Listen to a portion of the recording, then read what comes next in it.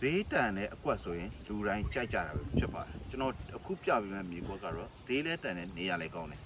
တော်တော်လေးမိုက်တယ်ရွှေလီမိန်းလမ်းမကြီးနဲ့ကျွန်တော်တို့စစ်တောင်းမိန်းလမ်းမကြီးကြားထဲမှာတရှိတာဖြစ်ပါတယ်